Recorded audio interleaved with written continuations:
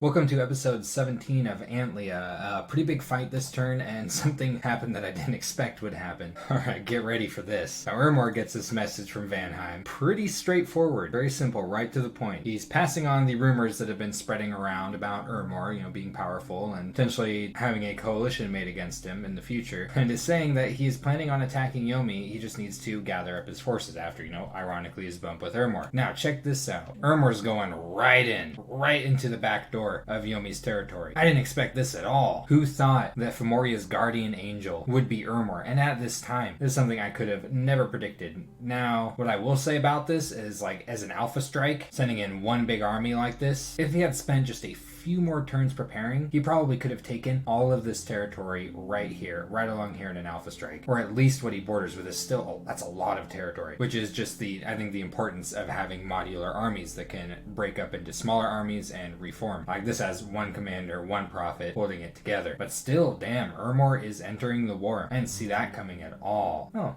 Well, isn't that nice? Good omens for this upcoming war. And a death magic site, which he's just leaving his mage here, unless he did some turn stuff at the last second. Like this mage isn't doing anything here on this lab. Yeah, just trying to imagine Yomi's face when he gets the next turn and sees this. Where's that picture? I'm going to bring up that picture. This is how at least I'm imagining what Yomi's reaction is going to be to this. After all those lengthy Diplo messages and stuff he sent to Ermor, just bonk. And speaking of the Pikachu face, let's just check out what happened to Katis. Here he is, minding his own business, working on his temple, doing some site searching, building up some pretty winged horse riding ladies, and then suddenly, ugh, what's all that stuff? That stuff trying to fight me? Yeah, and it's not pretty. Look at that mind blasting.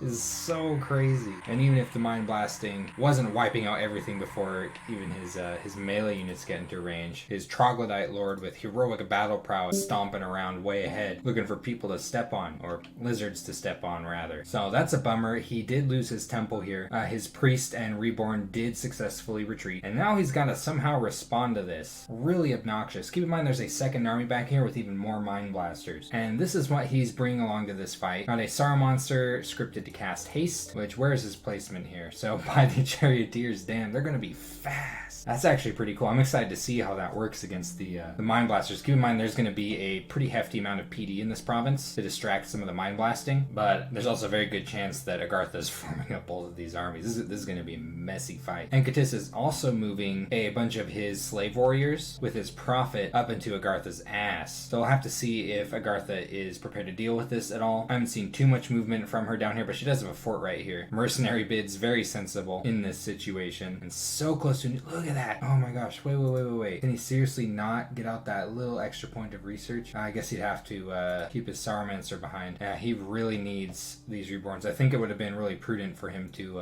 build up more of these reborns instead of these shamans, because he's almost at the enchantment level to use Death 2 mages. And skeletons, for all of their faults, don't care about mind blasting. What else is going on in Katis's turn? Some bums in his capital. Yomi's offering to sell a whip of command to him for 4 nature gems. That's actually decent. Is Katis taking him up on that? Yes, he is. That's a useful item for Katis. He has a lot of really good, some of the best slave units in the game actually. These elite warriors right here. And this is just a response to Katis talking about invading Fomoria, saying that he welcomes him to do so. Though I think that that's not going to be happening anymore. And Oceania is talking about a potential cooperative alliance. This might actually be a pretty good opportunity for Katis, given what just happened, to get and to acquire an ally. I have a feeling that if Oceania was going to be hostile with anyone at this point other than Fomoria, it very well may be Agartha due to Agartha's amphibious abilities. But otherwise, I think Katis is responding to the situation reasonably, at least as well as it can be responded to. This is a really annoying thing I have to deal with in the early game. Mind blasters are freaking brutal. He's got reborns coming up on multiple of his forts, getting units everywhere. He's got this Sauromancer coming. Unfortunately, what Katis does not have is much in the way of ranged units, which is very unfortunate. He does have access to some archers in this fort up here, but not very good archers. But if you look at Agartha's composition, in this entire cluster of units right here, there's one guy with a shield, just one, this guy. And I can tell you right now, these things are not the friends of arrows or other projectiles. So definitely is going to be challenging for Katis. At least he does have access to large amounts of mindless units in the form of skeletons, especially coming up soon. And now let's let's take a peek in on how Agartha is handling the beginnings of this conflict. Oh, what the heck? No, not Steely Dan. Damn, what did Agartha mean by this? So it looks like she's moving a huge pile of crap onto this province that Katis is moving a huge pile of crap onto. So we're going to see a big fight next turn. Gosh, more than 50 Great Olms are coming onto here. What a nightmare. It looks like she does have the presence of mind to move something down toward her southern border. A bunch of net-throwing Ictiids paired with some Cavern Guard. And she's also got 2 Troglodyte Lords fully armored moving in as well. A little trick you can do if you're trying to shuffle your net throwers with your damage dealers. So it's a little bit more difficult when you have like size 3 units. If you recruit them like this, they will line up like this when you put them in a line formation, though that's not what she's using anyway. So at least spread out your nets a little bit, which can be very important, especially in a line formation. There's not a whole lot going on in her messages. She's on her way to construction 4. Some people are starving to death in some random province. Let's check out what heroic ability the commander of this heroic army at Dunster acquired. Battle prowess. So it increased attack skill.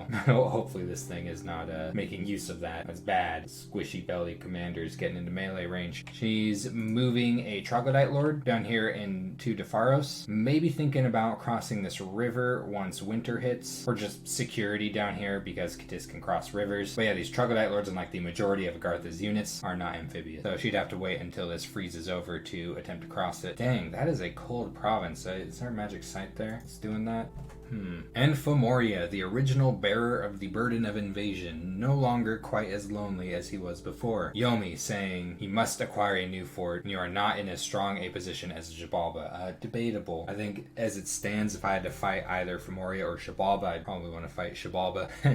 Yomi's got some pretty big words here, pretty much saying, bring it on. I hope you attack me with everything you have. It will make the war go faster. Now, Yomi just moved a bunch of stuff onto Fomoria's capital. We're looking at almost 200 goblins, Dione sitting up here, some militia mercenaries, a big pile of assorted Oni. Some throw fire, some throw javelins, some throw fire and spit poison. And Fomoria's actually moved a pretty decently sized force to patrol on his capital. He's got a ton of Firbolg warriors mixed in with some Numidian warriors, some Numidian sorceresses scripted to cast lesser air elementals, which his Fomorian king is also scripted to do. And this is all just province defense right here. Not terrible province defense. These Fomorian militia hit pretty hard, though their protection could be better. And some slingers, which aren't the best range units in the world, but you know, he's fighting low protection, shieldless, helmetless goblins. And a little box of Fomorian javelinists on the side. I really like these units. These javelins are just so funny to me. Imagine getting hit with that thing. Now, Yomi has seemed pretty confident about this fight. Something these wolves do, I think is very good for them, is they cause a lot of units to waste their javelins on them, so they don't end up being used on more important units. Some goblins are already routing. That's no good. However, at the same time, the Fomorian militia from the province defense is routing actually pretty quickly. Something big that's going on here, though, is the inclusion of these air elementals. These have armor negating shock damage attacks. They're ethereal, so they're pretty hard to hit. They trample. And these are causing a lot of problems for Yomi. Look at them back here. And they're following his retreating units, causing more damage.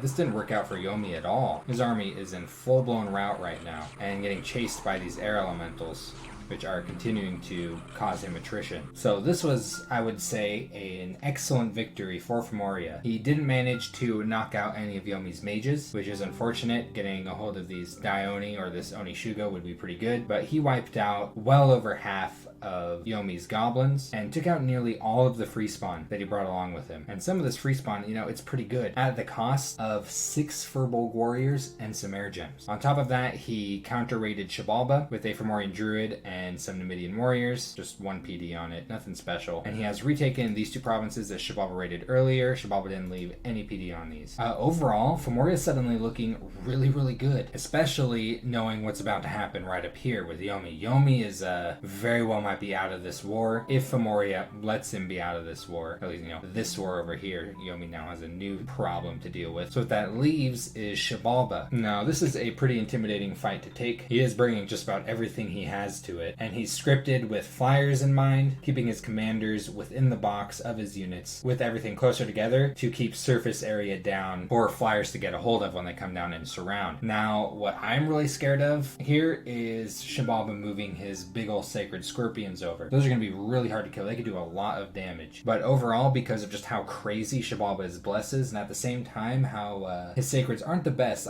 they're good. This is a hard one for me to call. I think a big factor will be whether or not he moves his sacred scorpions into this province. Fomoria is the slayer of scouts so many turns in a row. He's just been murdering scouts. Sometimes you've really got to take the long way around. Kind of developed a habit even of just kind of avoiding forts in general with scouts until I need to know more about what's going on in that fort. But yeah, this province right here is definitely going to hurt Xibalba not having this. There's a lot of gems coming in from this province. Going to benefit Fomoria quite a bit with all those air gems. Nature gems too. He was thinking about summoning jaguars. And not a whole lot is going on with Vanheim, though he is talking about potentially invading Yomi in the near future. Oceania is just popping his head out of the water and asking him a few questions about what's going on, saying hello, just things like that. His dwarf found a magic site this turn, enchanted pyre, some fire gems. Definitely not an unwelcome sight for a construction heavy nation. That is a lot of people being sacrificed, or what the heck is going on out there. But not a whole lot going on here. Continuing to build forts with his mages, like a scout, Scout's only 40 gold. Steely Dan will be walking into this province next month. We'll see how Vanheim reacts to that. And yep, sure enough, blood hunting over here. So far not having a whole lot of luck with his blood hunting. He is getting those Vanjarl numbers up though. Really expensive as blood hunters, but you gotta get those blood slaves at some point. Eventually they will be making excellent though. Now quite a bit is going on with Yomi though. Vanheim's just letting Yomi know that he doesn't really have any kind of forces whatsoever to enter a war at the moment, but wouldn't mind some more information on the wars that are going on. Xibalba's just talking about crushing Fomorian armies. I guess we'll have a good idea of what that's going to look like next turn, as there will be a decently large fight between the two nations. And Oceania is kind of talking about the long-term potential of forming a coalition against Ermor, which shortly may become a very appealing concept to Yomi. Now, we know about this battle. This has got to be really frustrating for Yomi. That's a huge setback. He didn't lose any of his mages, so at least there's that. And now he is moving to reinforce as best as he can at the moment. Looks like the demons people were worshiping in here didn't have anything to do with Yomi after all. Here's some crazy things. Look at this. Would you worship this? I might. That thing actually looks pretty awesome. This will be a pain in the butt for, wow, look at that. Be a pain in the butt for Yomi to dislodge. Man, this is a pretty cool attack here. I don't use these very much. This Frost Blast attack, that's pretty neat. I might play around with this next time I play a Cold 3 Blood Nation. See how it performs against various targets. Frost Fiend Commander, how cool. He did get a hold of a couple of mercenary bands, but there's not a whole lot left of them. Oh damn, not much hit points left on this mercenary captain right here. Might be able to get a hold of these items depending. Pillaging? What? Well, I guess that might be a sign that he's expecting to lose this province here, which is a shame given all of the infrastructure he's built up on it. But yeah, I'm excited to see the change in arrow direction that I'm expecting to come in the next turn here. Damn, 29 blood slaves between two blood hunters for Xibalba. Some scum and villainy is trying to take over in one of his provinces. Let's see what that looks like. Couple of head honchos with their red clothing. Villains are lawless humans who skulk about the wilderness and are known for their treacherous ways. At least they know the woods. Damn, no wonder they attacked this province. Couple of naked bats and couple of naked guys with spears defending all these pretty girls. I'd be tempted myself. Now, what's this? Literal demons. Those bat people, they're cutting those women up. What the heck are they doing? There's demons falling from the sky?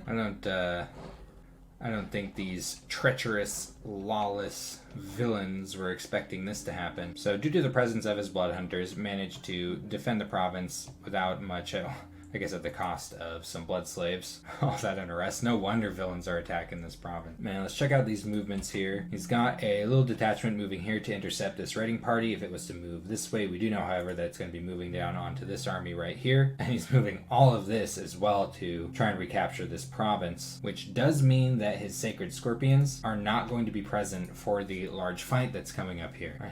He's got more on the way though. Holy shit. I definitely am scared of those things. He's also raiding behind this expansion party here, so we should be able to at least scoop out a couple of these provinces. What's left up in the air is who is going to be the victor in this battle right here. And with Yomi being attacked, I think this battle is going to be significantly important in this war. And Oceania is not doing a whole lot more than site searching at the moment. Did find a water gem and an earth gem site here in Naruyan Sea. Is finally moving his Kraken out from this province. I think that's a really good thing to do. His mage turns are just so important. Still not quite sure what his plan is over here. I think he's just really concerned about Agartha at the moment after Agartha took this province down here. This is kind of interesting though. Moving some sirens up into this throne right here maybe is thinking about using their assassination ability to try and prep this throne for a capture. I'm not really sure. Side searching with his Holy Three Priest here. I really don't know what he's planning on doing. I guess maybe he's just not, he's in no hurry. I really thought he was going to try to recapture this province, and that's what all this scurrying around over here with his mages and stuff was about. I suppose we'll have to wait and see. Stinger now. And armor-piercing spear. Making all kinds of weapons. I really like the main Gosh of parrying though. Such a good defense skill bonus. And be useful for some thugs where they don't have much better alternatives, especially earlier on in the game when all you have is construction 2. So that's been turn 18 of Antlia. Getting quite a bit of action back to back here. Really big battle coming up in the next turn between Fomoria and Xibalba. Decently sized one between Katis and Agartha. And we get to see how Yomi reacts to getting bit in the ass by Rome. I'll see you in the next episode.